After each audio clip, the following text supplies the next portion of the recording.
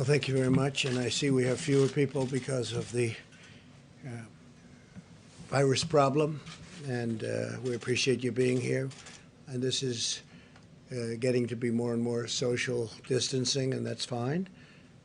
So it should be. And it's too bad. We extend our best wishes to the person affected.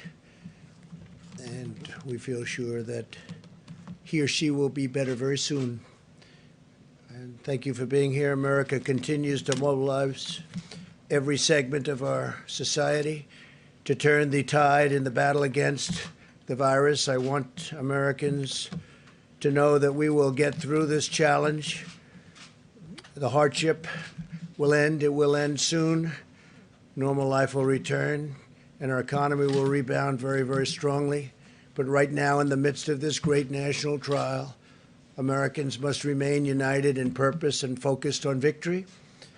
To every single American, please know that the sacrifice you're making at this time is saving lives, many, many lives. It's very important that we totally protect our Asian American community in the United States and all around the world. They're amazing people, and the spreading of the virus is not their fault in any way, shape, or form. They're working closely with us to get rid of it. We will prevail together. It's very important. From the beginning, we have been working closely with our nation's best scientists and medical professionals, and we will continue to do so until we have defeated the virus. Our public health experts, who are terrific, are studying the variation in the disease across the country, and we will be using data to recommend new protocols to allow local economies to cautiously resume their activity at the appropriate time. We also have a large team working on what the next steps will be once the medical community gives a region the okay, meaning the okay to get going, to get back. Let's go to work. Our country wasn't built to be shut down. This is not a country that was built for this. It was not built to be shut down. My administration continues to work with Democrats and Republicans to reach an agreement on an urgent relief bill for the millions of American workers and small businesses and large businesses that were badly affected by the medical difficulty that we've had. If you had a viable business in January, we are committed to ensuring the same is true in the coming weeks. In fact, we want to make it even better than it was before, and we're doing things to help in that regard.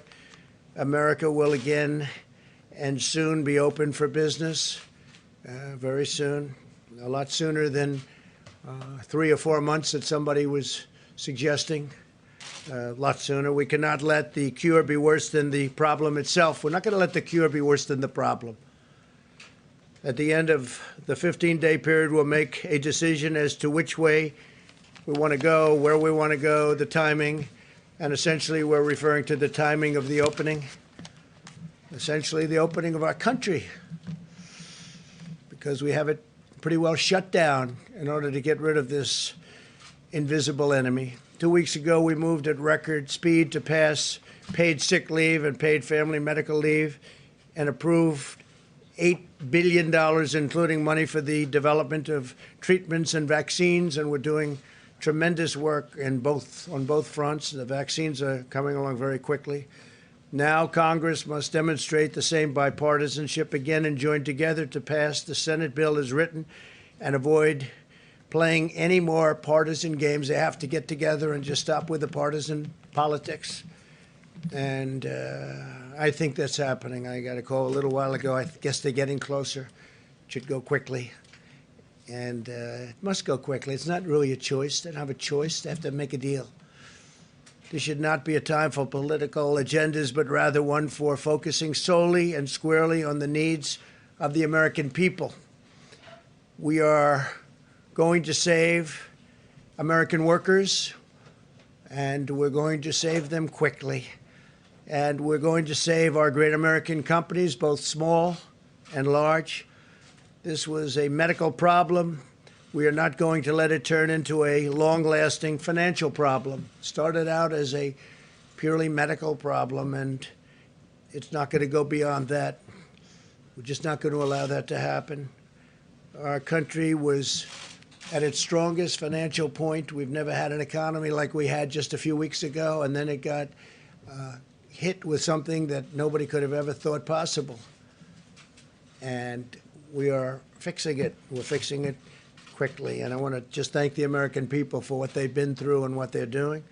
Our country will be stronger than ever before, and we fully anticipate that, and it won't be that long.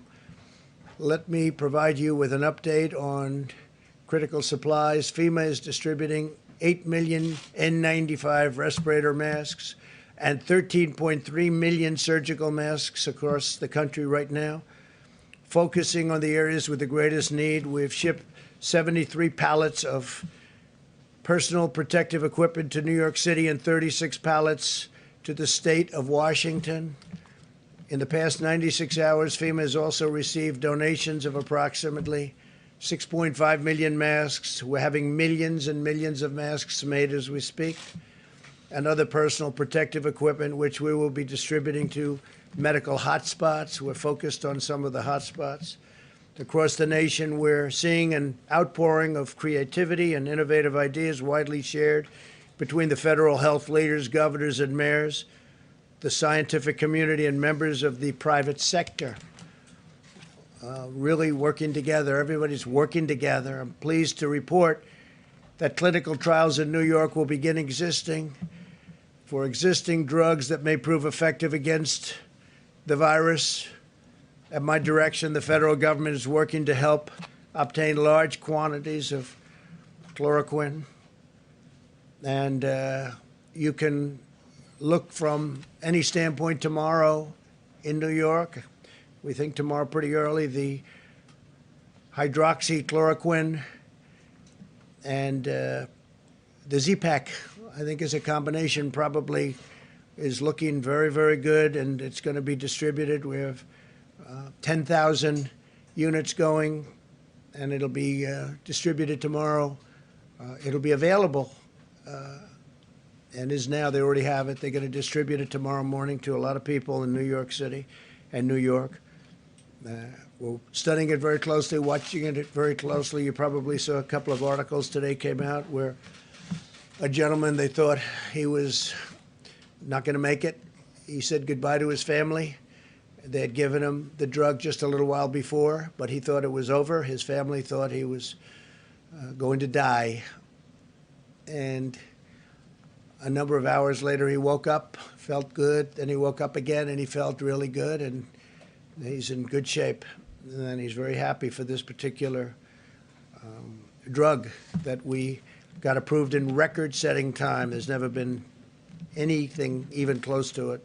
And I want to thank the FDA, which has been incredible, and Dr. Hahn, Stephen Hahn, highly respected man, but they're doing everything possible to increase production and available supply of these drugs, not only this drug, but also others that are coming.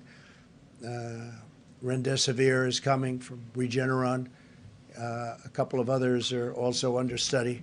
But the one that I'm very excited about right now is the one we just mentioned, and I think there's a real chance. I mean, again, we don't know, but there's a real chance that it could have a tremendous impact.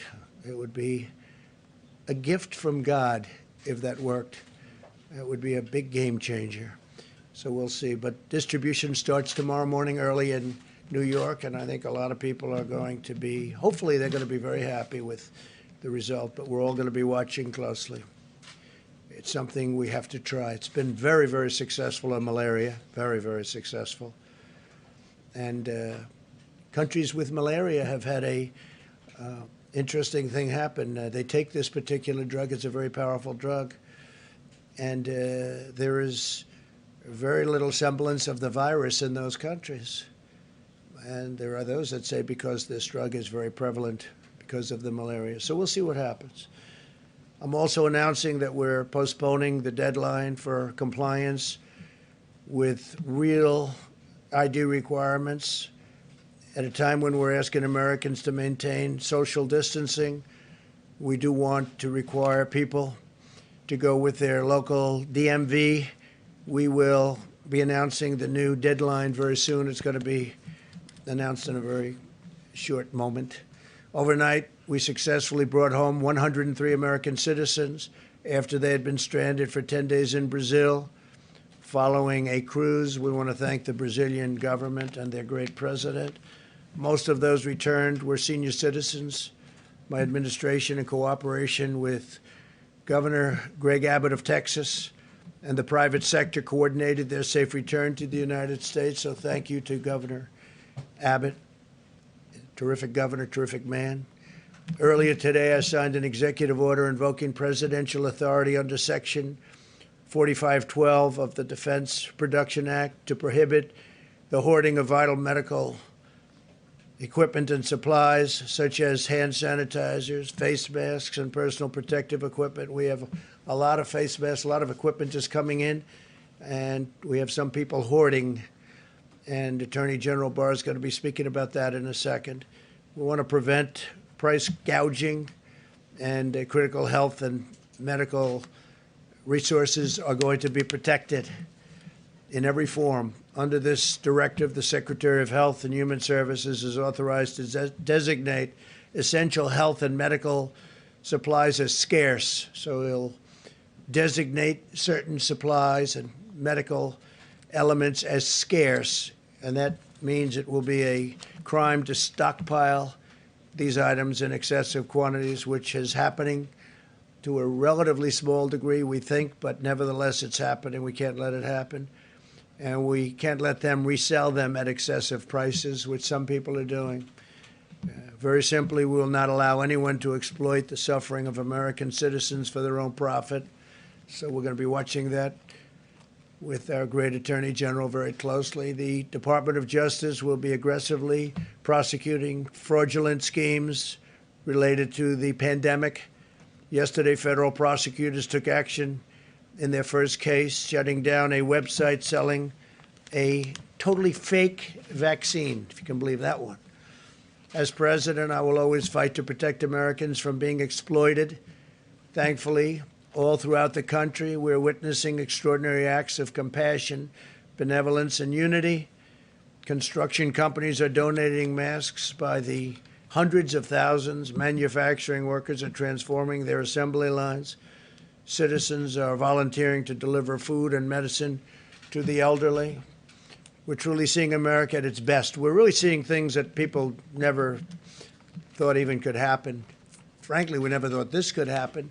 But the way most Americans are working toward getting it solved and just doing what they have to do to make this go away has been incredible. It's been incredible.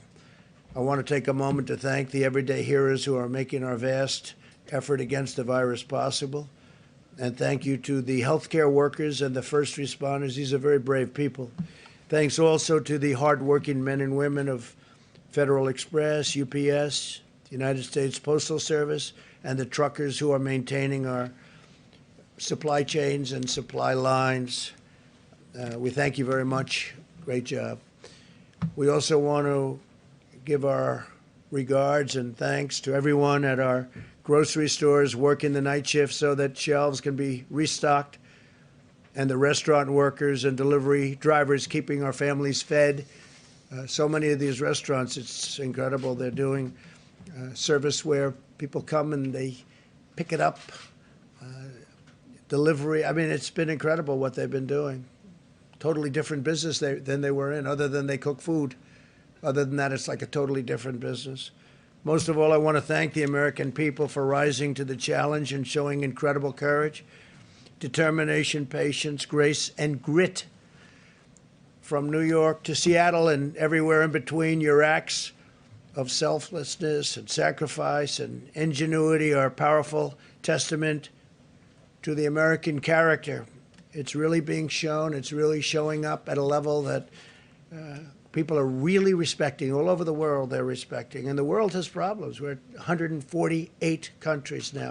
148 countries are affected by the invisible scourge.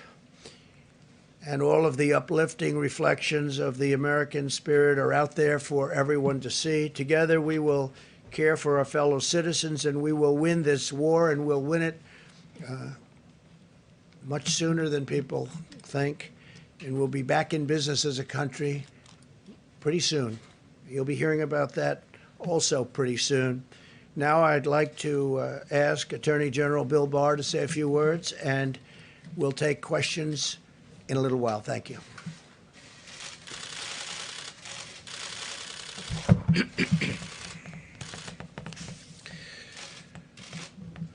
Let me start by thanking you, Mr. President, Mr. Vice President, for your decisive leadership in this unprecedented battle to save American lives. At the Department of Justice, we're working hard to protect the health and safety of our personnel while at the same time keeping our enforcement efforts at full throttle. So I'd like to thank all of my colleagues in law enforcement, not just those at the federal level, but of all our state and local partners, the police officers, the sheriff's deputies who are protecting and serving their communities, often at great risk to themselves.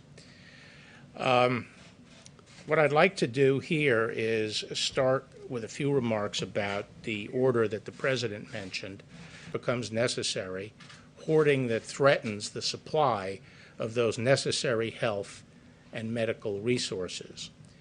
Under Section 102 of the Defense Production Act, the President is authorized to prohibit the hoarding of needed resources by designating those materials as scarce or as materials whose supply would be threatened by persons accumulating excessive amounts.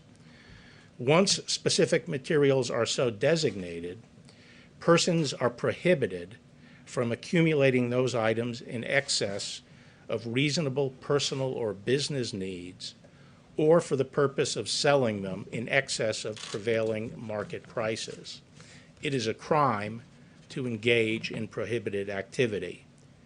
In today's executive order, the President is delegating to the Secretary of HHS this authority to protect against hoarding by designating these critical items.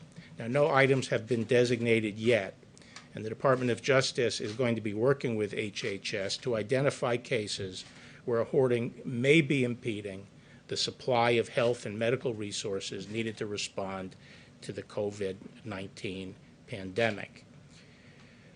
Today, we convened our first task force meeting, a national task force that will be working on these supply chain issues and specifically on the problem of hoarding and price gouging. And we are designating in each of our 93 United States Attorney's offices a lead prosecutor who will be responsible in that district for pursuing these cases. I also want to say that we have not waited for this order to be signed. As we have received evidence recently, we have already initiated investigations of activities that are disrupting the supply chain and suggestive of hoarding. I want to stress that we're not talking about consumers or businesses stockpiling supplies for their own operations. We're talking about people hoarding these goods and materials on an industrial scale for the purpose of manipulating the market and ultimately deriving windfall profits. If you have a big supply of toilet paper in your house, this is not something you have to worry about. But if you are sitting on a warehouse with masks, surgical masks, you will be hearing a knock on your door. So with that, Mr. President, I'll turn it back to you. Thank you very much. Deborah, please. Thank you, Mr. Vice President. To start, I want to really thank all the ministers of health around the world who have been sending us their data despite the fight that they're in themselves, particularly our European colleagues. They continue to send us primarily their mortality data, which is really very critical because when you're in the midst of this level of fight that many of the European countries are, following mortality data will give you the best insight right now on how the epidemic is proceeding in those countries because they really can't be testing at the level to really understand the depth and breadth of their new cases. In the mortality data that has been provided to us, there has been no child under 15 that has succumbed to the virus in Europe. There was the one 14-year-old in China. So we still see that there is less severity in children. And so that should be reassuring to the moms and dads out there. To Generation Z and to my millennial colleagues who have been really at the forefront of many of these responses, less than 1% of all the mortality is less than 50. And so this is, I think, also a very important point. That doesn't mean that individuals won't have severe disease. So still 99% of all the mortality coming out of Europe in general is over 50 and pre-existing conditions. The pre-existing condition piece still holds in Italy, with the majority of the mortality having 3 or more pre-existing conditions. I think this is reassuring to all of us, but it doesn't change the need to continue to protect the elderly. And in order to protect the elderly, we all need to continue to do the President's directives and guidance for the next week of the 15-day challenge. Finally, I wanted to really close by thanking the laboratory personnel that have been at the front lines. 250,000 tests have been run in the last 7 days. This happened because these large commercial laboratories are doing round-the-clock runs. And remember, all of them are being exposed to the virus in the same way from the swabs. Yet tirelessly, they have worked on and on to get those results available. They are still getting more tests than they can run per day. That's because we were primarily expanded into what we call the Roche high-throughput tri-core machine. Those results have been getting to the clients, and we've asked them to prioritize hospitalized patients. There was a breakthrough today, and I think you'll see this from the FDA, for all of those of you who are waiting for self-swabbing options. Those are going to be available sometime this week to be able to individuals do their own tests. That said, remember, these platforms are keeping up with those who need to be diagnosed in the hospitals and those who come to the emergency room quite ill, so that hospital beds can be freed up for those that don't have COVID. So that will be critical, that if you don't need a test and if it doesn't change your clinical course, do not come in to be tested. And I think that mortality data that I gave you should be very reassuring to all of you. Finally, to conclude, New York City. The New York metro area of New Jersey, New York City, and parts of Long Island have an attack rate close to 1 in 1,000. This is 5 times what the other areas are seeing.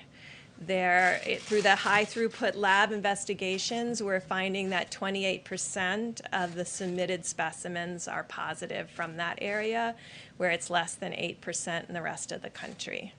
So to all of my friends and colleagues in New York, this is the group that needs to absolutely social distance and self-isolate at this time. Clearly, the virus had been circulating there for a number of weeks to have this level of penetrance into the general community. Thank you very much, Deborah. Thank you, Mr. President. The White House Coronavirus Task Force met today, but we also convened, at the President's direction, a conference call with the nation's governors. And we focused on efforts at mitigation, at testing, and supplies. We discussed the President's recent approval of disaster declarations for Washington and California and New York.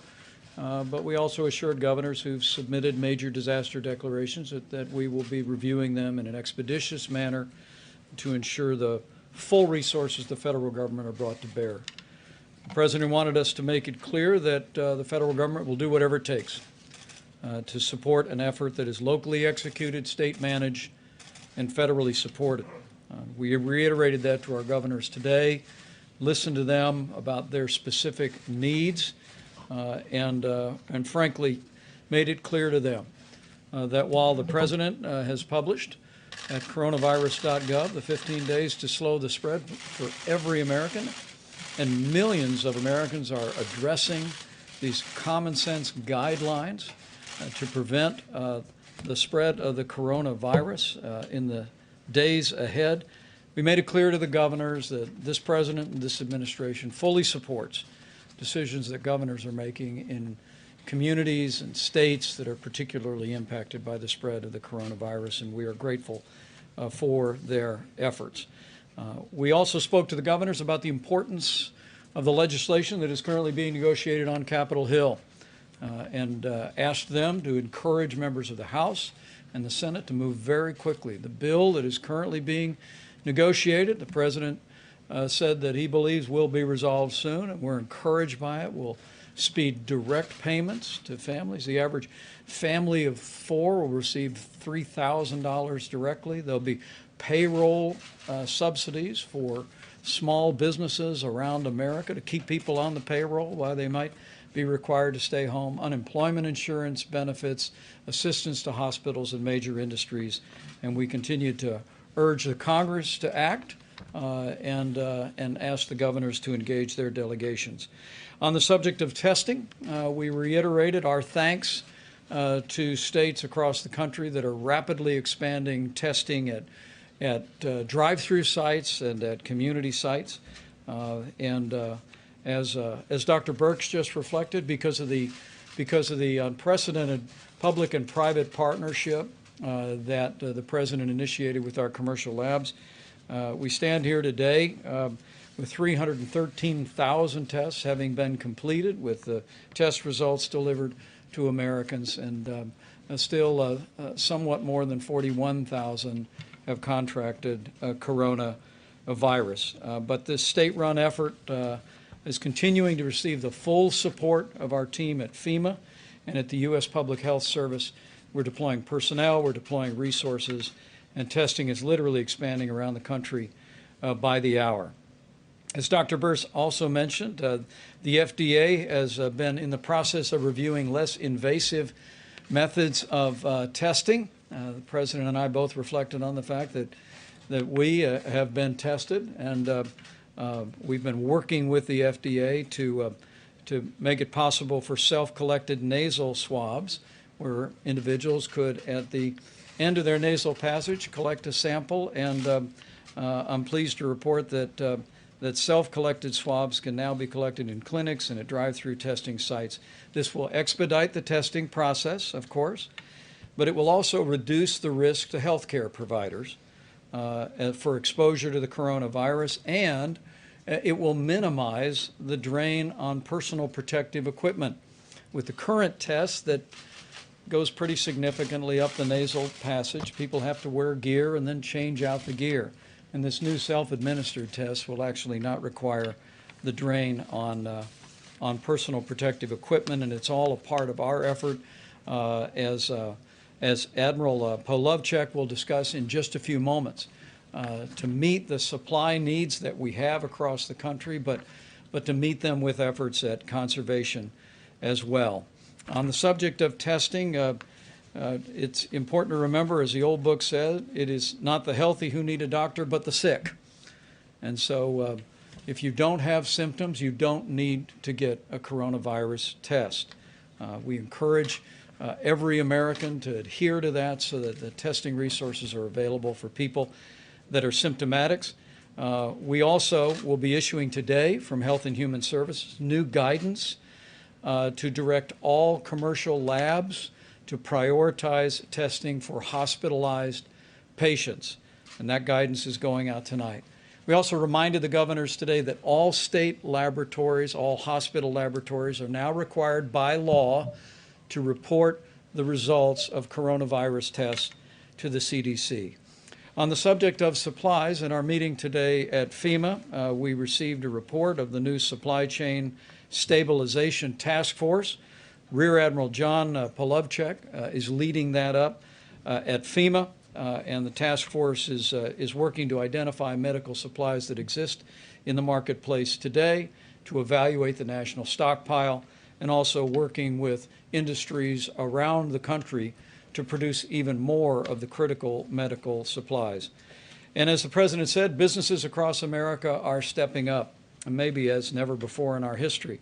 3M, in fact, has diverted 500,000 N95 masks from commercial customers, and they're being delivered today to New York and Seattle. Facebook, we would acknowledge, has donated their emergency reserve of over 700,000 N95 masks to healthcare workers, and these are just a few examples of the generosity of businesses. We're also seeing companies step forward to repurpose their manufacturing facilities to create ventilators, to create equipment. And I know I speak for the President when I say how grateful and proud we are for that. We also discussed with the governors a real breakthrough on the availability of ventilators. We called on the governors to survey all outpatient surgical centers and hospital operating rooms, because surgical ventilators that anesthesiologists use, because of an FDA decision rendered this last weekend, those can be easily converted now to ventilators that can be used for people struggling with severe illness from the coronavirus. And so we called on our governors in conversations with state leaders to survey all of their surgical centers and hospital operating rooms to identify that equipment, and with the new FDA guidelines, they'll be able to convert those to help meet the needs of ventilators across the country. We are now 8 days into the President's 15 days to slow the spread. And the American people are rising to the challenge. We're doing this. But in the days that remain between now and the end of the 15 days, we're going to need every American to take this seriously. Listen to your state and local health authorities, where there may be additional and stronger guidance in areas where the coronavirus spread has been more severe. But for every American, know that the part that you do, that your family does, and that you do in your community to put into practice these principles of social distancing, using a drive-through at the local restaurant, will make an enormous difference in lowering the trajectory of the coronavirus spreading across our country. It's going to take all of us, but with the ongoing cooperation of the American people, with compassion, with the ingenuity of American industry, with dedicated leadership at the state and federal level, I know that we can slow the spread, we can protect our most vulnerable, and we will heal our land. Thank you, Mike, very much. Admiral, please. Thank you, Mr. Vice President. So I'm Rear Admiral John Polofchek. I'm the Supply Chain Task Force Lead at FEMA. My task is to increase the supply of critical medical supplies, which include personal protective equipment and ventilators, items like that. I just want to take a few moments to explain the organization that we've stood up this week, these last few days, and our approach. So you have a chart behind me. I have two focus leads, one on personal protective equipment, medical supplies, and a focus lead on ventilators. Operating under 4 lines of effort. First line of effort you see is preservation, and the leaders tonight have talked about that, ability to make our stuff last longer. Acceleration. We have a team of people that are searching the globe for personal protective equipment, figuring out where it is, figuring out if we need to buy it or just transport it and get it here faster. We have a line of effort called reallocation. We're working with our industry partners to illuminate the supply chain. There are many vendors, many distributors, all on separate systems. Nobody has one site picture for that supply chain. We've brought our industry partners in. We're weaving that together to make better allocation decisions and understand where it is and where it needs to go. We have a line called expansion. You've heard some of that today. If those that have wanted to convert plants, those that want to get into the business, we have the tools to help them to go do that. So 2 focus areas right now, PPE and ventilators, 4 lines of effort working the problem of the task to get more here and increase the supplies. Thank you very much. Thank you very much. Thank you, Mr. President. If I could, the Washington Post is reporting that the total deaths today crossed 100 for the first time. This morning, your Surgeon General on the Today Show said he wanted Americans to understand that this is going to get really bad. Do you share that prognosis? Of course I do. It's going to be bad, and we have a lot of people dying from the flu, as you know. We have a very bad flu season on top of everything else. It's very bad. It looks like it could be over 50,000. And certainly this is going to be bad, and we're trying to make it so that it's much, much less bad. And that's what we're doing. I think we're doing a very good job of it. If you look at other countries, what they've been through, and you look at the kind of numbers and compare them to ours, which is a much larger country than most, the numbers are pretty amazing. And it started with the fact that we stopped people from coming in from a highly affected area and infected area. And that was a good thing to do. So yeah, it's bad, and it's going to, obviously the numbers are going to increase with time, and then they're going to start to decrease. And we're going to be opening our country up for business, because our country was meant to be open and working with others, but especially for our workers. And the engine for that whole system is we have to have companies, and these companies are loved by our workers because they're paying big salaries and big dollars to our workers, and we're going to get it all going again very soon, hopefully very, very soon. Please. Sir, I'm just trying to reconcile the two things that you just said. One, that things are going to be very, very bad, and two, that you want to get the country open back up as quickly as possible. So I guess my question is, if in a week Dr. Birx or Dr. Fauci are telling you we need to continue these measures for the health of the vulnerable populations of the country, are you going to say, I'm sorry, the economy is too important? Well, you'll see what happens. I understand the question very well. It's a great question, but we can do two things at one time. I will say this: our country's learned a lot. We've learned about social distancing. We've learned about the hands. We've learned about staying away, at least during the time that this is even a little bit around. This disease, or whatever you want to call it, many different names. You can call it many different names, but the virus, while it's around. And we can start thinking about, as an example, parts of our country are very lightly affected, very small numbers. And, you look at a state, great governor, Pete Ricketts in Nebraska. You look at the kind of numbers they have out there. They have one of the great hospitals there too, relative to what we're talking about. But you look at Nebraska, you look at Idaho, you look at Iowa, you look at I could name many countries that are handling it very, very well, and that are not affected to the same extent, or frankly, not even nearly to the extent of New York, which is really, I'm dealing with Governor Cuomo, and we're dealing very well together. We'll be sending that ship up, by the way, as you know. We have a ship going to Los Angeles. We'll also be, the ship is coming out of a very large repair. It's all ready to go. It very soon will be. And over the next 3 or 4 weeks, that'll be coming up to New York. We'll go to New York Harbor, and it'll be fully supplied. So they're working on that right now. And maybe Dr. Birx can speak to this. Do you share the President's optimism that in a week we might have a situation where we can say, there's a few hot spots, but much of the country... Well, I didn't say in a week, but I said soon. It's going to be soon. It's not going to be 3 or 4 months, as some people were saying, and a lot of people thought originally, but I would certainly let you answer. And are you worried that some of the cities and states that haven't had the infection yet are lagging indicators, and that we're going to start seeing cases? So you've raised two important issues. One, I think you all know a lot of our tests have had to go to hospitals at this time so that we can diagnose people who are at risk, to give them options to get these new therapeutic options. None of these therapeutic options are available if you don't know your diagnosis. So we've been very much focused on that.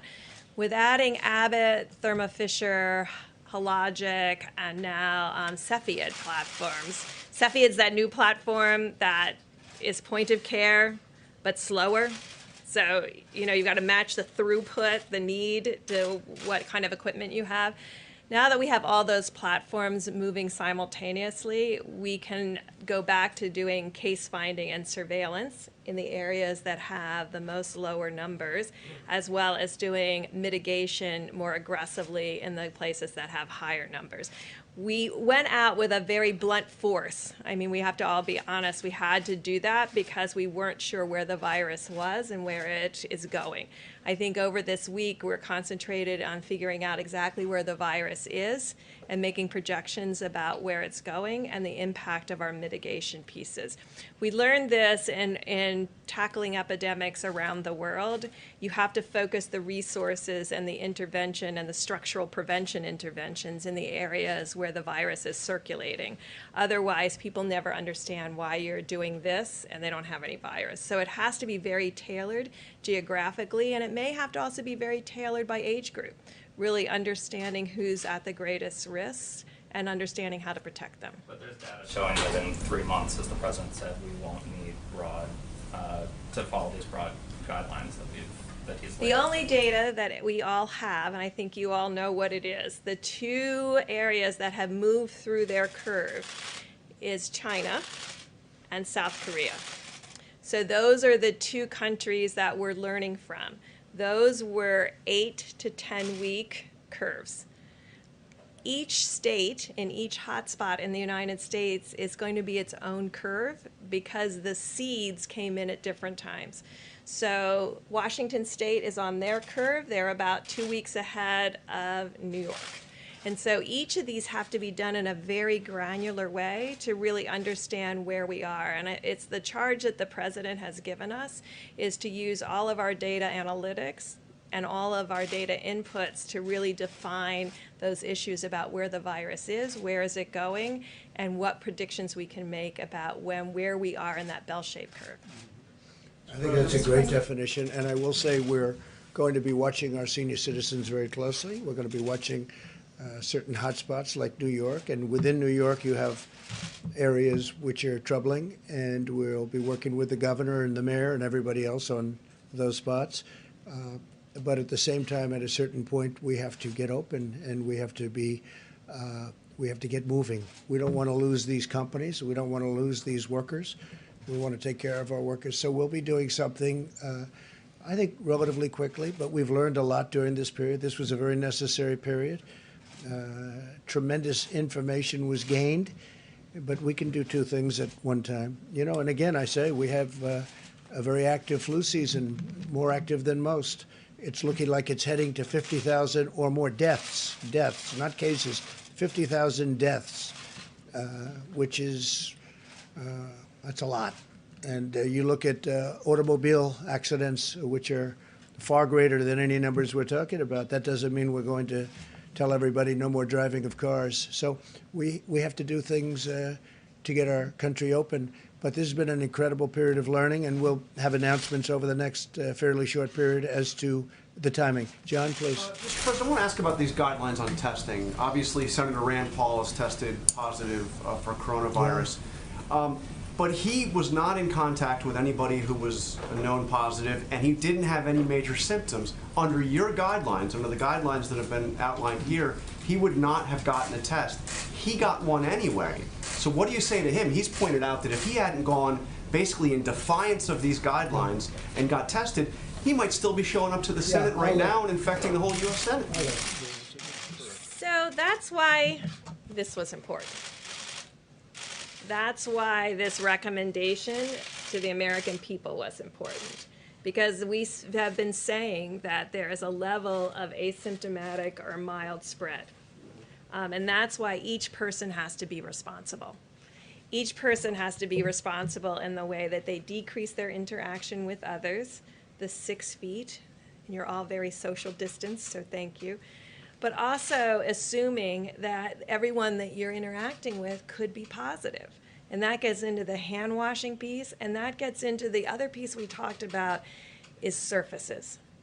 I think until we really figure out the respiratory transmission versus the surface transmission, and this hard surface transmission, not fabric, will be really critical, because that is a way the virus could spread on subways or metros, where people would be holding on to things that other people had recently held on to. So that's the real question. But if we can just keep with the example of Rand Paul, and obviously there are many other people that would be in a similar situation, but just keep with this one example. If he hadn't gotten that test, he would still be showing up to the Senate every day, to his place of work. If he had You been wouldn't want that, following would these you? guidelines, he wouldn't have been infecting others because of the social distancing, washing your hands, doing everything that we talked about. So we've talked about also how people make choices because of their jobs, that they have to come in. You'll notice I was not here over the weekend. I think this is the part that we really need to take personal responsibility for. Saturday, I had a little low-grade fever. Uh-oh. So, actually, probably a GI thing. But you know, I'm meticulous. I'm a physician. I looked it up. I ended up piggy banking. I'm from Walter Reed, so I got a test late Saturday night, and I'm negative. I stayed home another day just to, Thank you for saying that. yeah, just to make sure. That's how we protect one another. So, you know, unless everybody's taking their temperature every day, we can't say that he had no symptoms. These are the kinds of things that we have to do for one another. This is the personal responsibility that I'm talking about, that we all have to practice. And Mr. President, when you say you don't want the cure to be worse than the problem itself, so are you saying that if we kept these measures that we're doing now in place for a couple of months, 2 or Well, 3 they months? will be in place. At some point, we're going to open up our country, and it's going to be fairly soon. Weeks or months? Because you seem to be I'm not leaning looking. more I'm not towards- looking at months. I can tell you right now. We're going to be opening up our country, and we're going to be watching certain areas, and we're going to be practicing everything that Deborah's referring to right here. I mean, we're going to be watching this very closely, but you can't keep it closed for the next, for years. Okay, this is going away. We're going to win the battle, but we also have. You have tremendous responsibility. We have jobs. We have people get tremendous anxiety and depression, and you have suicides over things like this. When you have terrible economies, you have death, definitely would be in far greater numbers than the numbers that we're talking about with regard to the virus. So we have an obligation. We have a double obligation. We have a great country. There's no country like it in the world, and there's no economy like it in the world. I mean, we were just blazing. We were coming out with numbers that some numbers weren't even reported because it was already this had happened. They were meaningless. I got numbers about myself that were meaningless because by the time the numbers came in, it's a whole different world with this. But I will tell you that we can do both things, John. We can do them both at the same time. I mean, that's okay. What we have gone through is a tremendous learning process, and we've also solved a lot of problems. But we've gone through a tremendous learning situation. Now, we're building hospitals in New York. We're building hospitals in California. We're building hospitals in the state of Washington. We've been in touch with the governors. Today, I spoke with a man that I happen to like. I spoke with Phil in New Jersey, and we're going to be doing something very meaningful in New Jersey. We're doing something. I spoke with J.B. Pritzker, called me today. We're going to be helping them out in Illinois. We're doing a lot of things in Florida. We're doing a lot of things. And between FEMA and the Army Corps of Engineers and the Admiral in your group, in terms of the purchasing, that's what he does. He purchases. He's supposed to be great. I'll tell you in about 2 days. But he's going to do a fantastic job. So we have an incredibly talented group of people. But, yeah, we'll be doing 2 things and 3 things at one time. Well, at the same time, though, we're going to be watching very closely the hot spots. We're going to be taking care and watching very closely our senior citizens, especially those with a problem or an illness. We're going to be watching them very, very closely. And we can do that and have an open economy, have an open country. And we have to do that because that causes other problems. And maybe it causes much bigger problems than the problem we're talking about now. You understand? Jeff, please. Mr. President, following up on that same topic and on your tweet, do you think that the cure so far has been worse than the problem? I think the cure has been very tough. This has been this was an operation. This was somebody going to a doctor and saying, you need an operation. And we've had an operation. We've learned a lot. And we fixed a lot of problems. One of the things we fixed is, if you look at the obsolete system that this administration inherited, it wasn't meant for this. It was meant for a small group of people, and even for that, it was not very good and very obsolete. We now have a testing program now that will hopefully be able to be used for many years into the future. Should we have another event like this? I don't think you'll have another event like this. This is very unique. You look back into time, you look back decades and decades. We can name them all, even if you go back 10 years. You know, you go back to '09, but that wasn't like this, as it turned out. But they lost a lot of people. We were early. We were early, Jeff, because of the fact that we closed early. That was a big move. Please, Kristen. Yeah, go ahead, Jim. You had said previously, I think from this podium, that the virus could still be with us through July or August.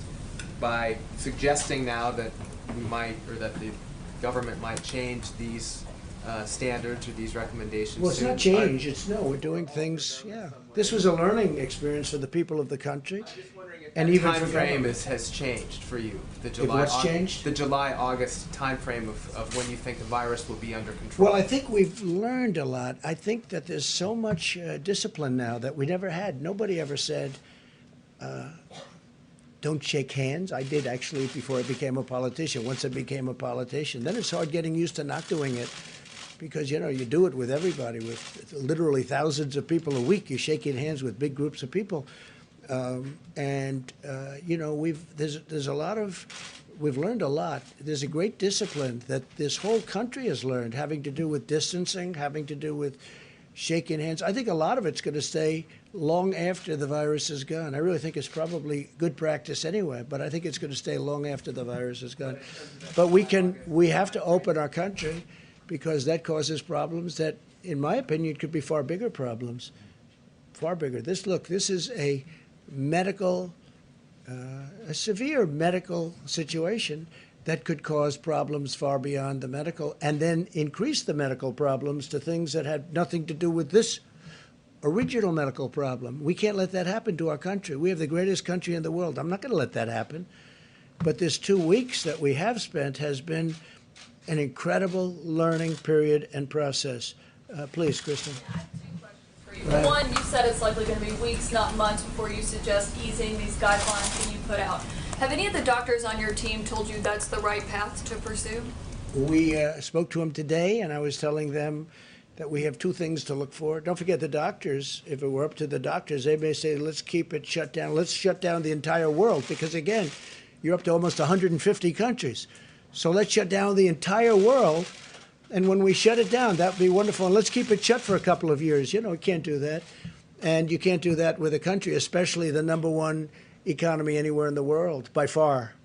#1 economy in the world. You can't do that. Because, well, it causes bigger problems than the original. That's why I talk about the cure being worse than the problem. We can't have the cure be worse than the problem. But what we have done, so this is not retracing, this isn't anything. We've done it really well, because this 2-week period has been good. And I'm not saying it ends at that time. You know, we have another 7 days or so. I'm not saying it ends at that time. But I am saying it's been like this incredible learning process. That's going to go into the future. That's going to go even as we open up our country. And we're going to be watching New York, and we're going to be watching California. We're going to be watching the state of Washington and other places. Illinois is becoming a hot spot. And we can do both.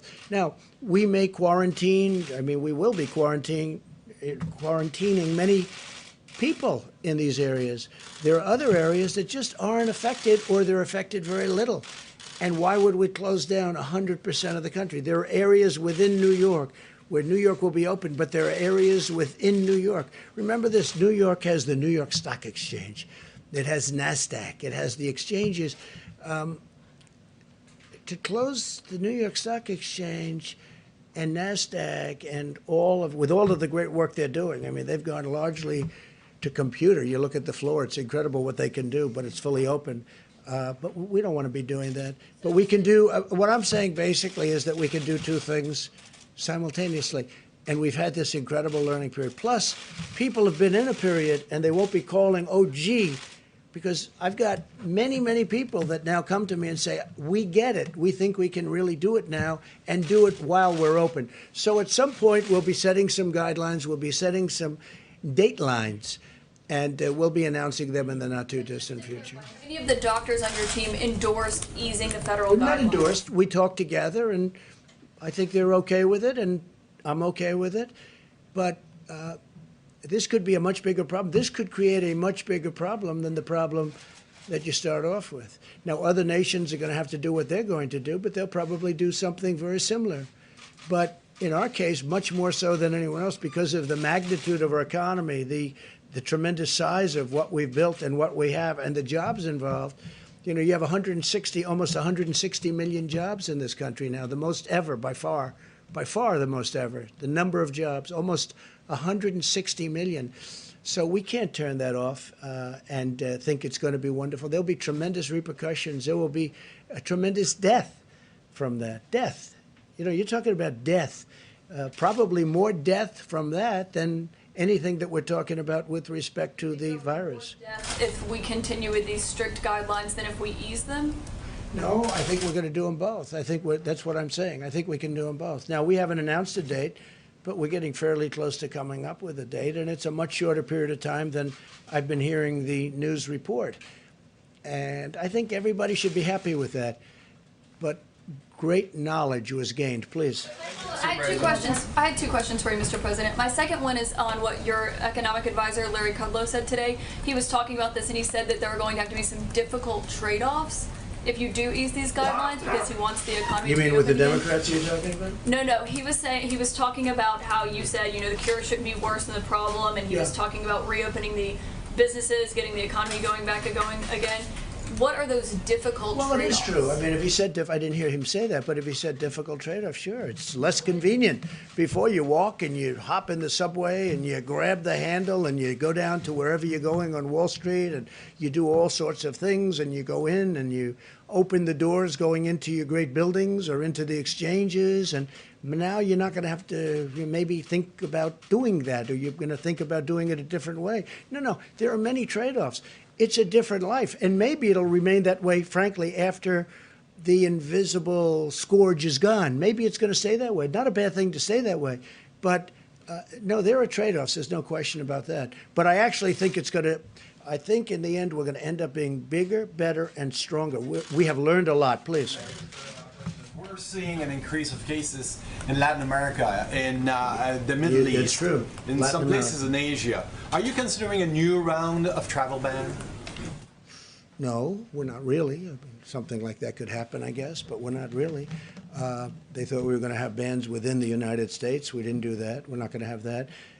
Hopefully that'll take care of itself. No, in Latin America there's been an uptick. Yeah, please. Mr. President, just quickly, a second question.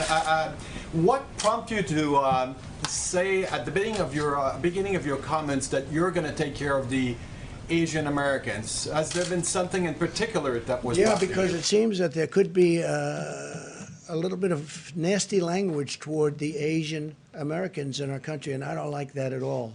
These are incredible people. They love our country, and I'm not going to let it happen. So I just wanted to make that point.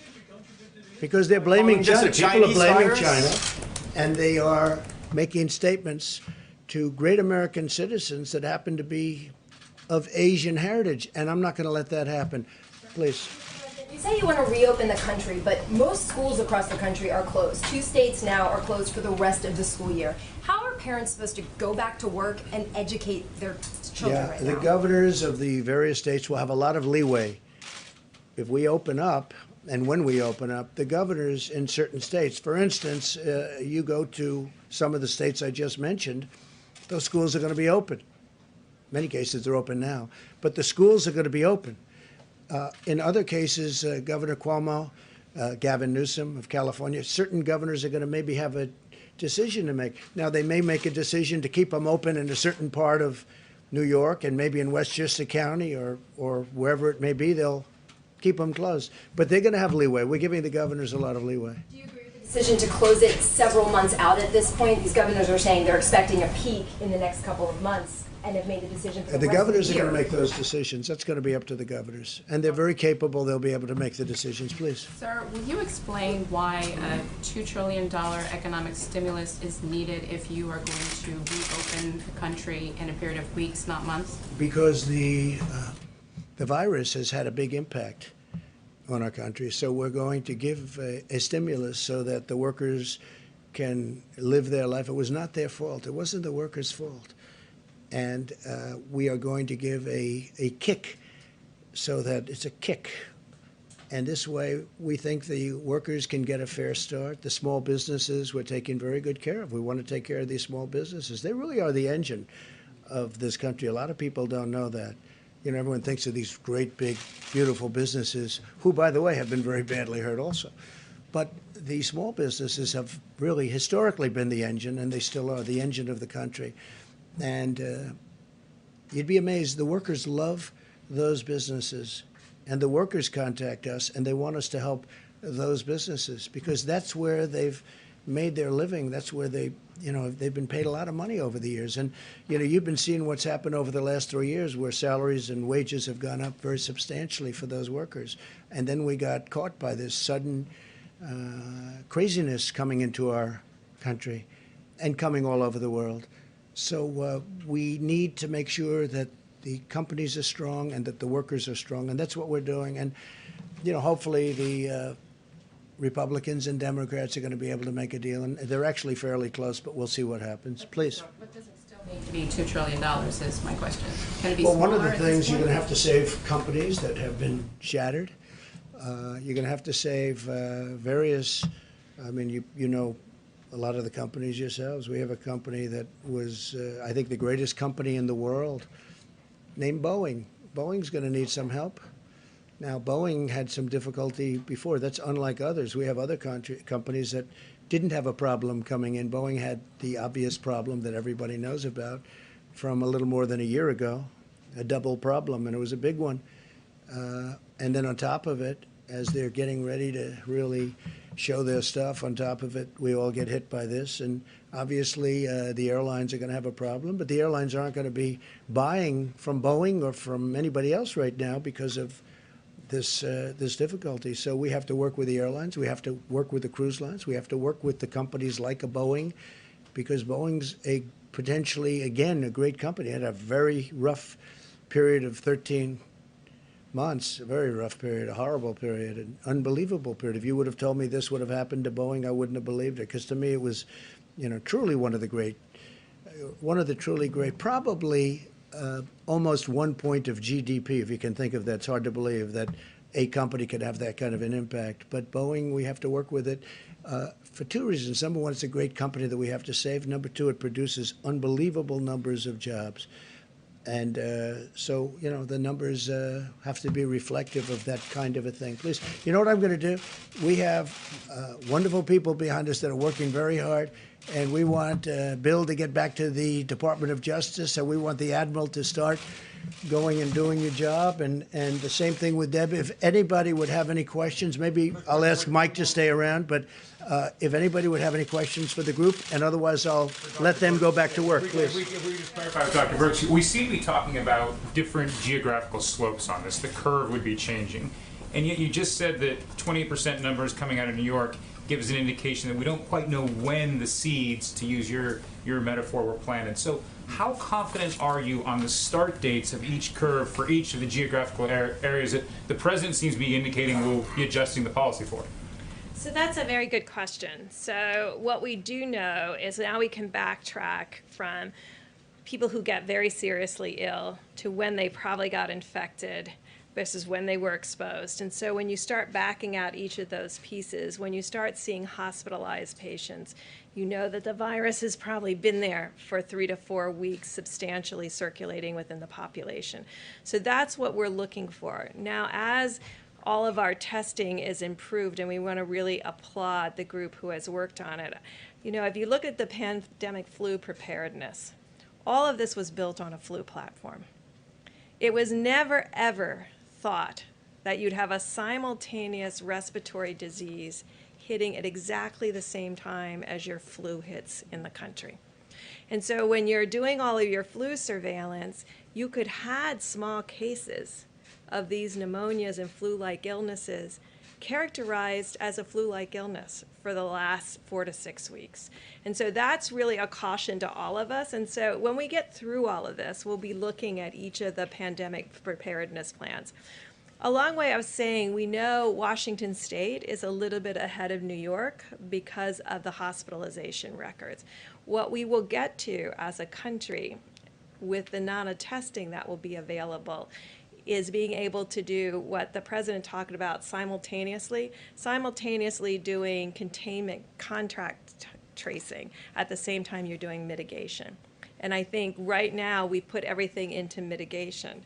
Yet if we geographically get specific data by zip codes and counties, we'll be able to approach this in a very laser-focused way, making sure that what we're doing in each of those areas is absolutely appropriate for where they are in their own little bell-shaped curve. Dr. Burks, Go ahead, please. Dr. Burks, when will the government roll out the antibody tests so people can know possibly if they've been exposed? So several of them have come to the FDA, I believe. Obviously, that's something I'm very interested in for 2 reasons. One, it will give us a retrospective on where these infections were, who was actually infected, and how really asymptomatic versus mild versus all of that comes into the spectrum. Secondly, by people who have high titers of those antibodies, those can become our solution with plasmapheresis for those in need and the making of hyperimmune globulin. So knowing who they are becomes really critical. But I think we're still a couple of weeks out. I have to go back and talk to the FDA where each of these are, because this is what saved us with when you do flu swabs, when you do strep throat swabs, and now where you do an HIV test. So these are the kinds of tests that we know will be critical in the future. I wanted to say one other thing, because you see a lot of numbers out there about 70% of the population is going to get infected, or 60% of the population based on those models. Understand that the way you get to that number is you do nothing, and it goes through 3 cycles. So they're talking about this cycle that we're currently in, another cycle in 2021, and a third cycle in 21-22 in order to get that level of population infected. And you know we will have vaccines most likely by the 21-22 season. And we're going to hopefully have therapeutics in the fall of the next season. So the reason we're so much focused on blunting the curve for this piece is if the virus comes back, we'll have much more facility both for diagnosis, testing, monoclonal antibodies, treatments, and then the vaccine. And Dr. Burks, a question about the serology blood tests, which some people said hold some real promise here. When will those be FDA approved, and when will they be widely available? So that's what she was just asking about. So these IgGs and IgM, both point of care, I can tell you it would be no problem making ELISA today. But then you're drawing blood, you're processing blood, you're running plates. That's what we did in the past. We really want a finger prick type assay where you can just put a finger prick on and get your IgG and IgM. So that's what we're working on right now. Realistically, how long till that's approved and available? Would you? I can't answer because I have to look at where each of the companies are that are in their development processes. Sounds like a while then. Well, there's some that are developed now that they were using in Singapore. So we're looking at those to see how those work. Should be fairly quick. So we're looking at those, but you know, we're very quality oriented because we want to make sure we don't give people false negatives or false positives. I have a question for you. So we have a lot of very angry media all around this room, and they want one of these seats. But because of social distancing, we are keeping them empty. And they are keeping them empty. Will there ever be a time when all of those really angry people who don't like me much to start off with, but now they really don't like me, will there ever be a time when these seats are full, like full to the brim like it used to be, where people are almost sitting on each other's lap? And this whole row over here is packed. And now they're outside wanting to get in, and they're very jealous of all of these reporters. Will we ever have that again? Or is that something that will be, you know, it'll look like this forever? So we're learning a lot about social distancing and respiratory diseases. And I think those are the discussions we have to have in the future. It was what you were talking about, changing our whole behavior patterns of what we touch and being conscious of that. I remember when I was worried Saturday morning, I was trying to think, what all did I touch on Friday? Did I touch a doorknob? Did I do this? Did I do that? Did I not wash my hands? I mean, you go through this whole piece. Did I touch my face by accident? So I think this awareness that we all now have that we didn't have before, where we would have pushed through that door or turned that doorknob because we were in such a hurry. Now I think all of us think twice. I think all of you think twice. But when the virus is gone, will the people be allowed to sit next to each other again, in your opinion, in a tight room with a tight... I don't know. You'll have to look and see if we have a new respiratory piece. Certainly, this is the way we set up every clinic all around the world when we're worried about TB and TB transmission. I'm wondering if you could comment on the new measures that Britain has put into place. Also, Germany has said it doesn't want to have crowds of less than 2 people except for families, which is a pretty restrictive number. Does that inform your thinking as you are coming up with advice for this next period for the president and the vice president? The president and vice president have asked us to look at every single scenario in every single country. Because the more data we have, the more our decisions can be completely data informed and really understanding what impact that has. I mean, we're interested right now. I mean, Italy obviously waited until about March 7th. The virus had been circulating for almost 4 weeks before actually going into that methodology. But for the first time, it looks like their mortality rates are starting to decline, which would be an illustration that things that they did 2 and 3 weeks ago may actually have an impact. Those are the kinds of data we're looking at very carefully, as well as very careful data within the United States of exactly where the virus is, what's the attack rate, has it moved out of its more confined geography, and really looking at each of those pieces of information. It's a lot of data to go through. What do you make of Germany and Britain's moves? Well, I think if you remember just a week ago, Britain had a very different approach. So everybody is adapting to their data. I haven't looked at the data that informed that decision, so I can't really comment on how they got to that decision there or in Germany. Just to be clear, do you agree with the president's push to reopen the country? He said some of his doctors that he's talking to about this, he says, I think they're okay with it. Are you okay with that? What the president has asked us to do is to assemble all the data and give him our best medical recommendation based on all the data. That's what he's asked us to do. And so that's what we'll be doing this week. We were going to have to do it this week anyway because we had to make a decision come Monday about the 15 days to reduce social spread. So this is consistent with our mandate to really use every piece of information that we can in order to give the president our opinion that's backed up by data, not our perception, but our opinion that's backed up by data. Data now, you think you could in a week? Like, what would your assessment be of right now?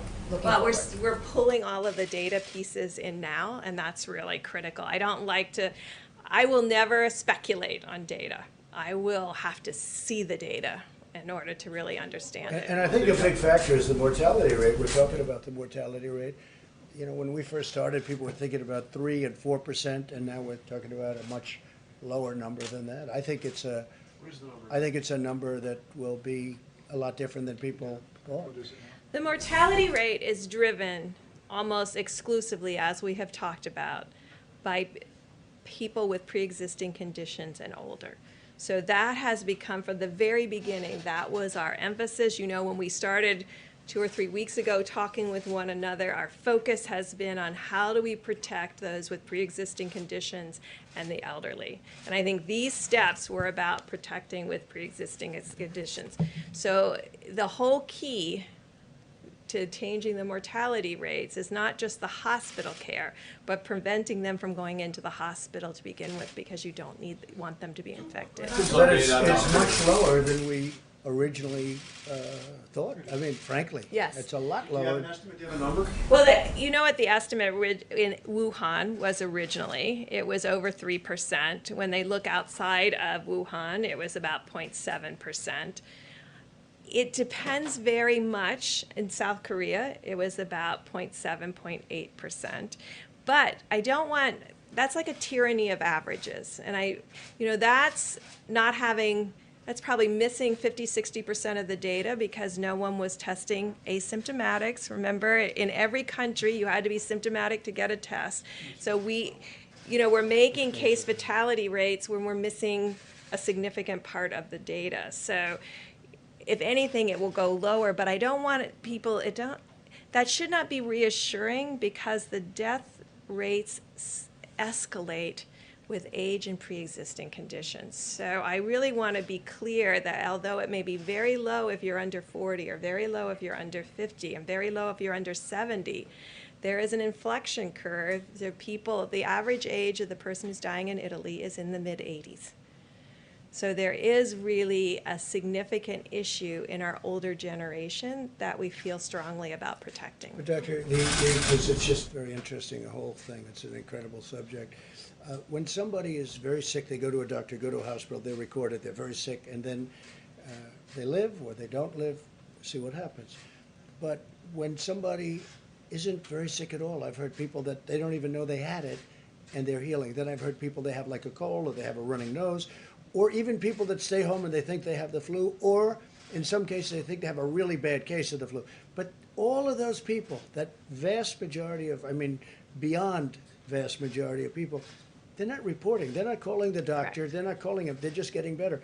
So you would think it would have to be because the people that are sick are going to a doctor or they're going someplace and they're going to say, make me better. The people that are just short of that and people that aren't even, we have many people where they literally don't even know that they have it.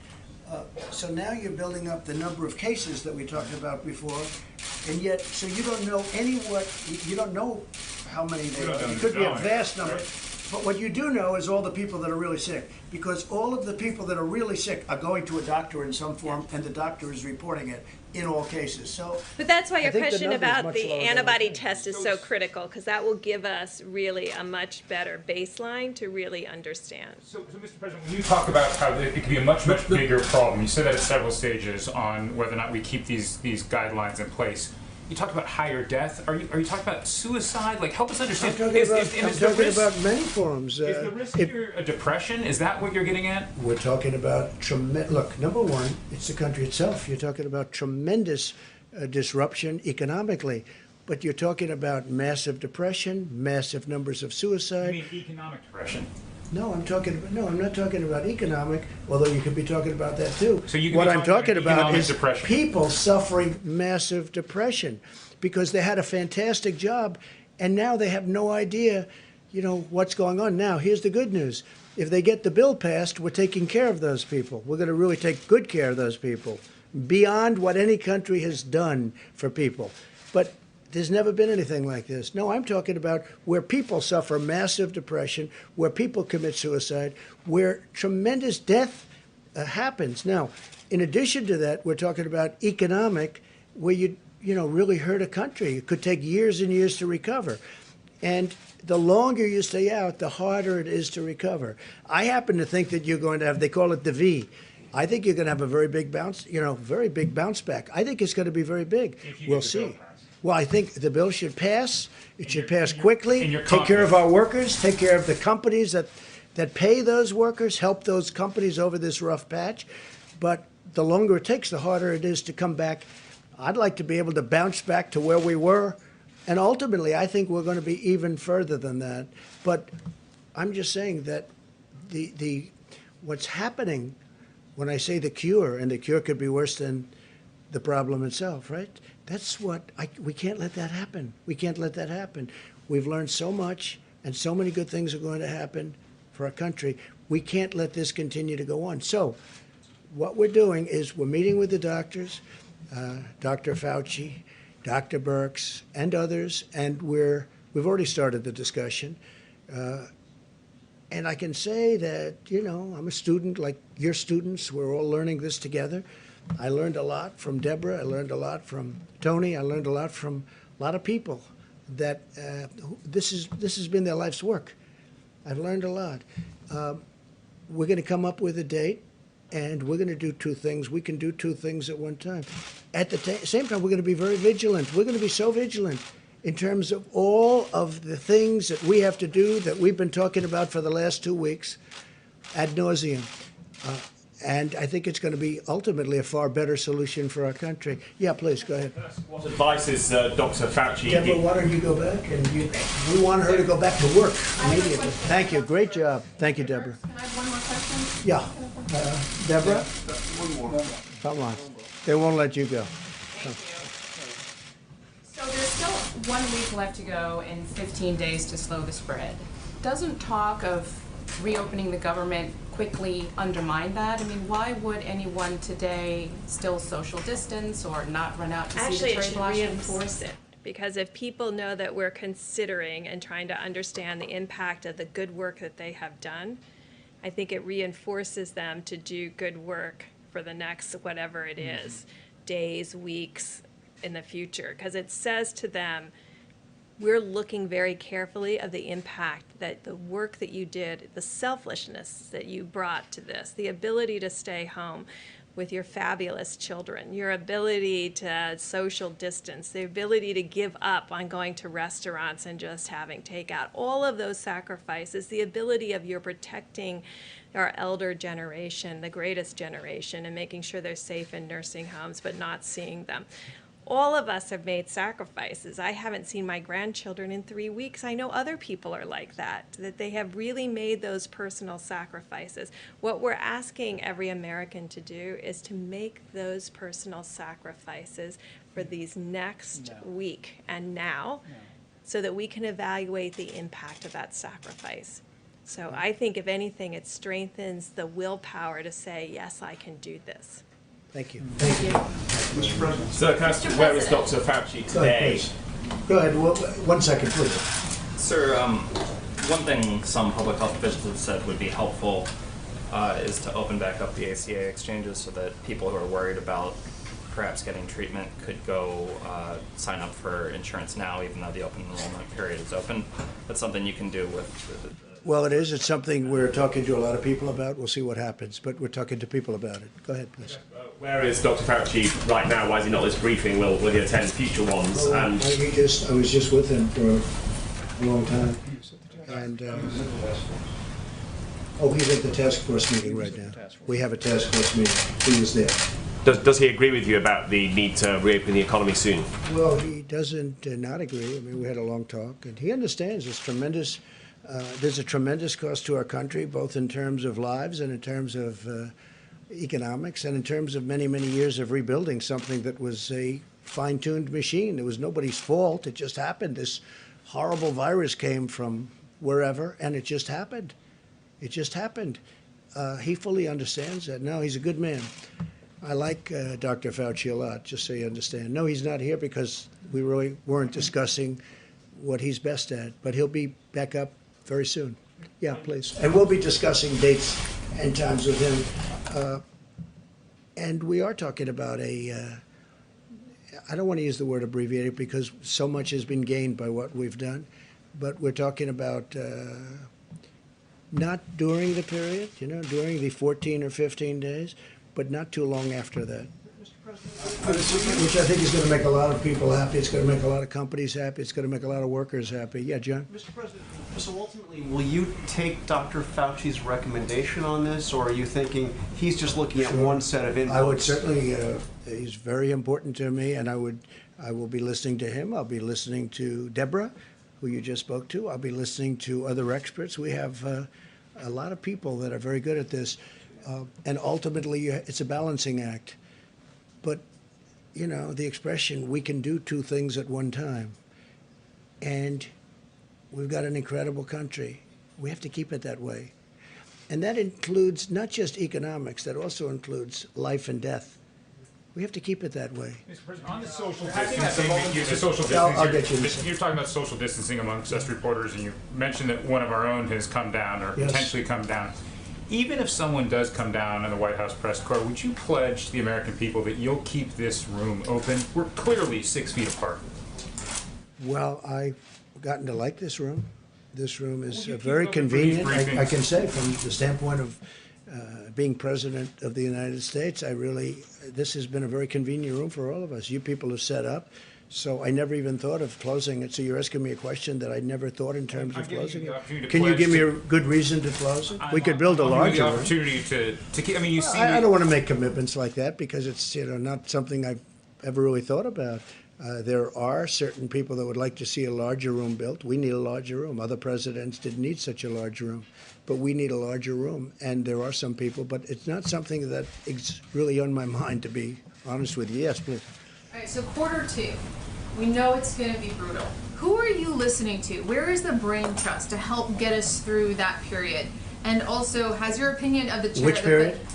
Q2, the second quarter, JP Morgan Stanley, Goldman Sachs, they're all predicting a pretty dire second quarter. So who are you listening to? Where's the brain trust? You have all these medical advisors. I think we're listening to many people. I mean, that was my world. I know many of those people. I have many people that are friends of mine, some enemies also, by the way.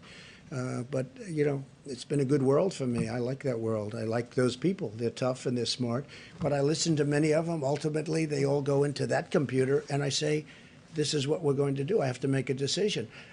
This is a very important man right here to my right, our great vice president, because he's got a great instinct about things, too. So I'm going to be listening to Mike. He's headed up the task force, I think, brilliantly. I think it's going to go down as that because he's really done a job. He's been, not only has he been good, he's been soothing. He's really been great for the American public to watch it. And I mean that in the most positive way. There is a solidity with Mike that you don't find in many people. He's been soothing. He's been good for the American public. They have confidence in him. I think he's done an incredible job. And his advice is very, very important to me. So he's going to be he didn't come from that world, the world of finance, but he understands the world of finance. He was a great governor in Indiana. They did very well financially, too. You won't give us even one name of someone else you're listening to? Well, I could give you a whole list, and we'll probably even set up committees. I'd rather not give you one because then I'm going to leave out. I have spoken to so many people, and I've turned on the spigot today. What? Are you happier with the Fed now that he's turned on the spigot? I am happy with him. Yes, I think he's. I really think he's caught up, and he's done the right thing. And I think ultimately, we will be rewarded because of the decision he made over the last. He's really stepped up over the last week, and I have to tell you, I called him today, and I said, Jerome, good job. You really did it. It might be. He was, a little bit slower than I would have liked in the sense of what he was doing. Now, other people might have liked it. But today I called up Jerome Powell, and I said, Jerome, you've done a really good job. I was proud of him.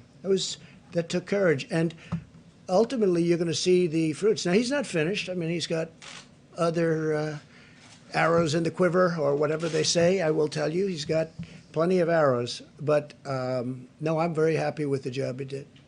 Mr. Vice President, you said that you'd bring the Secretary of Education here either yesterday or today. Why isn't she here today, and can we expect her this week? Also yesterday, you said you had some guidance for us on people who had potentially been exposed to the virus returning to work sooner. Do you still expect that guidance? Yes, thank you for the question. I spoke to the Secretary of Education today, and we're going to have her at the podium very soon.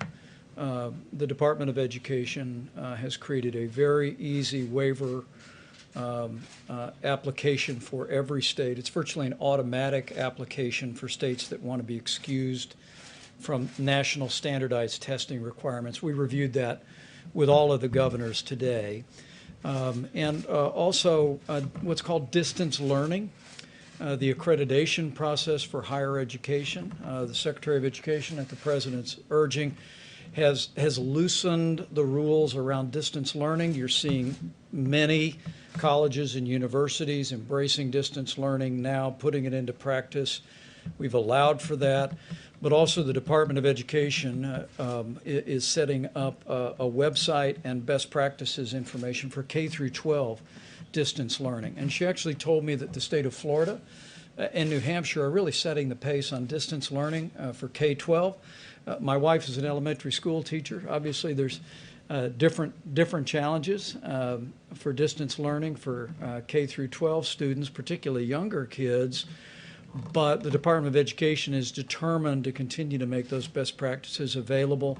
We talked about the website that's being built, and she'll be coming and making a presentation on that, because as the President reflected a little bit ago, as Dr. Burks did, we understand there's a lot of kids out of school, but parents are anxious. A lot of kids out of college and university, like my daughter, who's been dismissed from what remains of this semester of grad school, but is still doing the work, and the Department of Education is working earnestly to make that a reality. See her this week?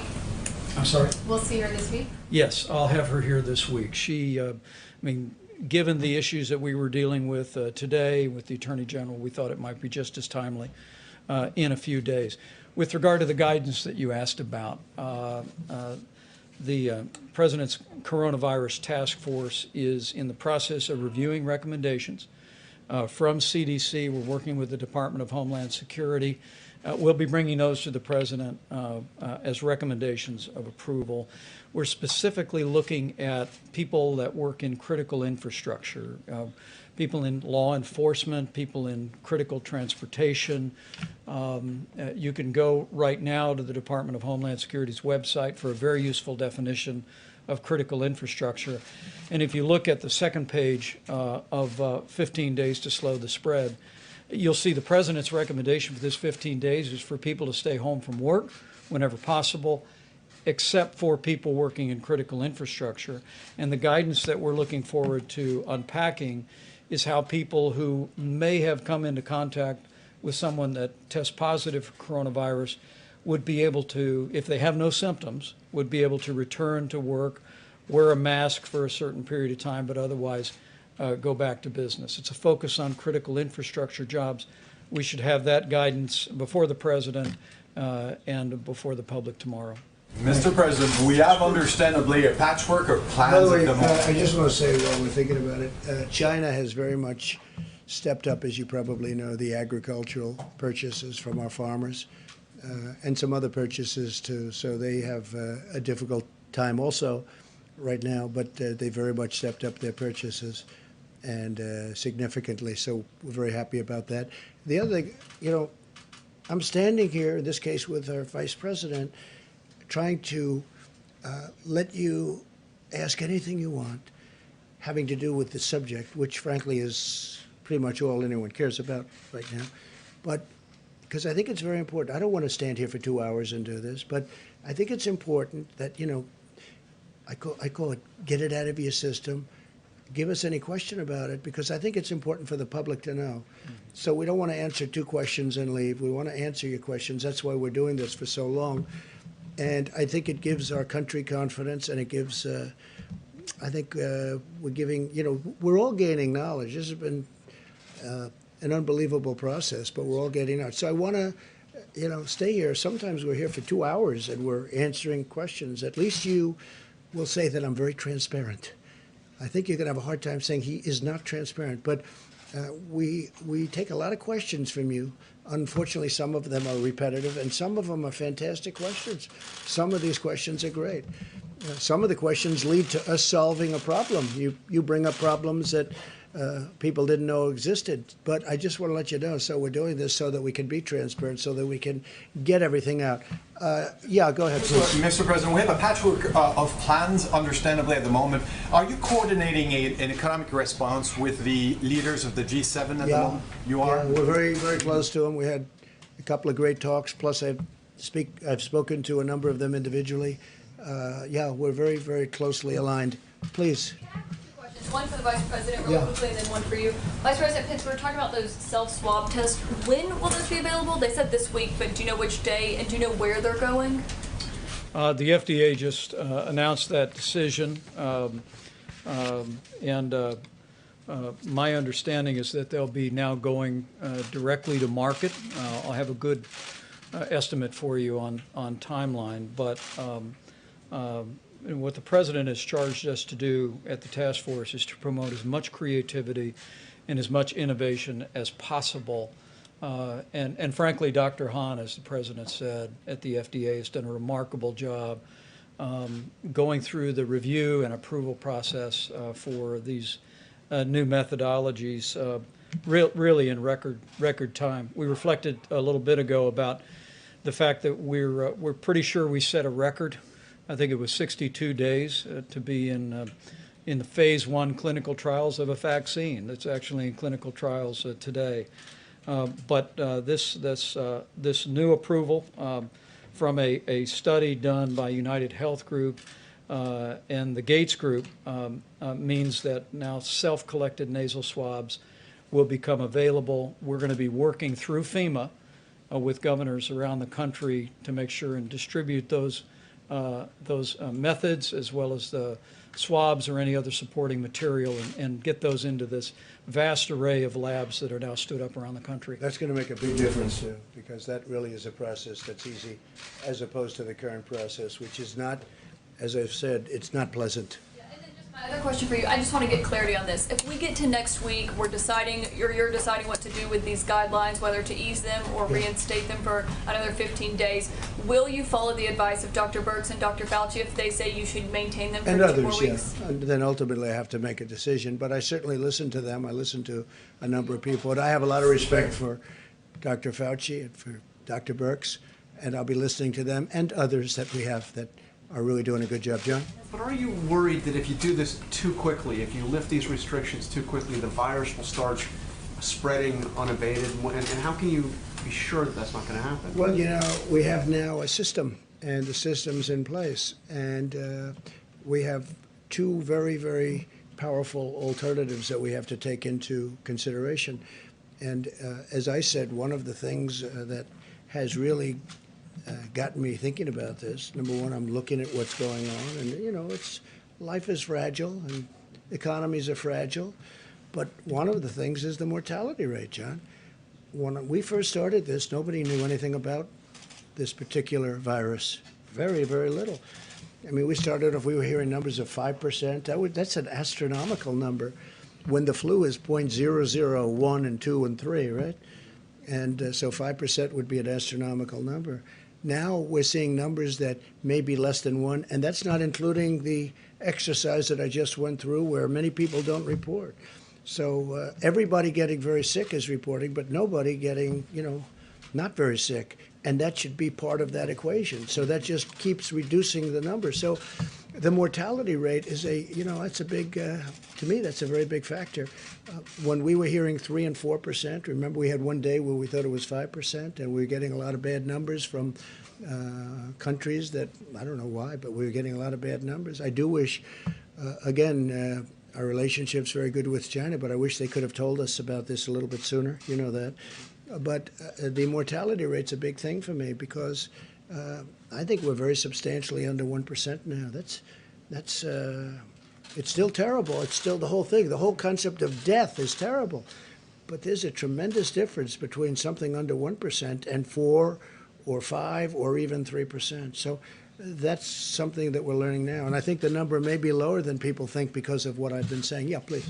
Mr. President, have you instructed Secretary Mnuchin and the others working on this bill with Congress to meet some of the demands the Democrats have made with regard to... Well, I thought we had a deal last night, and then the Democrats changed the deal. So we had a deal last night that was going to be phenomenal for the workers, which is my number one aim. I want to take care of the workers. And we had a deal. I was pretty sure we had a deal last night. If you would have told me at a certain time, like about 9 o'clock, I would have told you we pretty much have a deal. And then all of a sudden it changed fairly rapidly. And, you know, it was unacceptable. It would have been bad for our country. And they were asking for things that would have not been good. I mean, things that bore no relationship to what we're talking about. We said, that's not the game. We can't play that game. So we'll see. Look, the Democrats do want to make a deal. But, Jeff, I thought we had a deal last night. And if you come further into this process weeks or months from now and decide that further stimulus is needed, will you be able to work with Speaker Pelosi on that? I'll work with anybody to help the American people. I will. I don't care who it is. I'll work with anybody if I feel I'm going to help the American people and the American worker. Yeah, please. Mr. President, some states are still reporting a shortage in materials needed to actually process the tests. So what is the administration doing to get all the states the materials that they need? Well, you just saw the Admiral, and You just saw the FEMA people, and you just saw the Army Corps of Engineers, and we're building hospitals in New York and California and state of Washington and New Jersey. I just made a commitment to Phil that we're going to help him out with some of the areas in New Jersey, which is very important, a great state. So we're doing a great job, and we're there to help the governors. But the governors are on the front line, and they can do some of it themselves. Governor Cuomo, he's been working very hard, and he worked with me on the hospitals and medical centers, because it's not just hospitals; it's called hospital, and another is medical centers, of which we're building numerous for New York, and we have it all laid out. We have Javits Center, and then we have other locations throughout the state, and I think it's really a great plan, and we're going to have FEMA and the Army Corps of Engineers involved, and I've worked with them. We're building a wall. We're up to over 150 miles of wall on our southern border, which is now turning out to be even more important than we originally thought, but I always thought it was very important having borders. And so I'm working with the Army Corps of Engineers, and I see what they do and how they do it, and that used to be my business, and I know it very well, and they're very professional. They're really good. So you're going to see a lot of good things happening in many states, beyond the states I just mentioned. In many states, we're working with Governor Ron DeSantis in Florida. We're working with Governor McMaster, right, in South Carolina, where they have a little bit of a breakout, not by comparison, but a little bit. We're working with many governors in many states. Actually, states where you almost would think that they have it under pretty good control and they've done a great job. But we're working with many states, and that's primarily FEMA and the Army Corps of Engineers. And they're capable of doing it. Mr. President, back to the stimulus. Can I ask a question on behalf of my radio pool colleague, Tamara Keith from NPR? Sure. She asked me to ask this to you. Sure. You just mentioned that there were some things last night that were unacceptable, which would have been bad for the country, that the Democrats were bringing into the stimulus conversation. Her question was, what provisions would you absolutely not support in this plan right now? Well, a lot of the provisions that they wanted, like stock buybacks, I agree with that. That's good with me. I mean, I don't like them buying back stock. I like them spending money on airplanes and on their employees and their real business, not buying back stock. And I don't know if that provision is going to be put in one way or the other, but I'm all for it. And many Republicans, I can tell you, are for it, and I think many Democrats are for it. But they were putting that out like it was a problem last night. Not a problem for me, I can tell you that. Please. She also wanted to know, how much would you want the cash relief directly for Americans? What number would you like to see? Well, I think what you're talking about right now is at least $3,000 per family of four. Isn't that correct? $3,000 for a family of four, which is bold. And if this continued, we have to build this up. And if this continued, we'll do something else, and we'll do more at a later date. But that's a big number. If you remember, they were talking about $500 and $600, and we are all for that. As of this moment, it's $3,000 for a family of four. Please go ahead. When you're looking at some of the economic headwinds that we're facing, I'm wondering if one of the things you're concerned about is the strength of the dollar, and if there's something that we should do to address that, including possibly. Well, we have a very strong dollar, and a strong dollar is good in many ways, but it's also tough in many ways because it makes trade much harder. It makes it much harder for Caterpillar Tractor and other companies to sell their goods to Europe or China or wherever they may be sold. So having a strong dollar is good, but it really sounds good. But the truth is it makes certain things like trade much tougher. And our dollar, I don't know if you've seen, but our dollars remain very strong, especially against other currencies, very, very strong, which, again, makes that trading more difficult. But there's something nice about having a strong dollar, right? No matter what. I'm president, it's nice to have a strong dollar. But it does make trading more difficult. Just to go back to stimulus, you're confident you're going to get a deal? Well, I think the Democrats want a deal, and I think we want a deal. So it would be very foolish if they didn't make a deal. The American public is demanding it. I can tell you the Republicans want to make a deal, and we want to make a deal that's good for the workers, good for the country. And I really believe the Democrats want to make a deal, but they have to stop asking for things that bear no relationship to what we're talking about. And you've had a lot of laudatory things That to are say. actually bad, that are actually not good for the country. You've been very laudatory to the Democratic governor. You mentioned Governor Cuomo. You mentioned some others. Yeah. If you'd get a stimulus bill, I'm wondering if you'll extend this bipartisan goodwill to Speaker Pelosi and invite her here for a signing ceremony. Well, let's see what happens. I have to see what happens. Right now, we don't have a deal, but I think we're very close. I mean, when I left, which was quite a while ago now, because again, we're trying to answer every question, so there's no, it'd be nice if you were just exhausted and said, that's it, we can't do any more, but there's always hands up. But, and maybe one of those questions is great and unique. But no, look, I want what's good for the country. And if that means meeting, I think that's great. I just want what's good for the country, great for our workers, great for the citizens of the United States. That's all. It's pretty. When's the last time you've spoken with Pelosi? Well, it's been a little while. Yeah, please. Both you and the Vice President have been tested for the virus. Also, Mrs. Pence. Has the First Lady been tested? Yes. And? She's great. She's fine. Negative? Negative. Yes. Okay. Negative. One of the sticking points on the stimulus, who's going to hold Treasury accountable for this $500 billion corporate rescue fund? Well, you need that to help all of these companies that have a chance of not being companies anymore. And that's going to be a good thing for the country because deals will be made, and we're talking to certain people, some of the greatest people in the history of Wall Street, frankly, where when they do a deal, we'll have stock for America. We'll take back stock for the United States. At the same time, most importantly, we'll keep those companies healthy.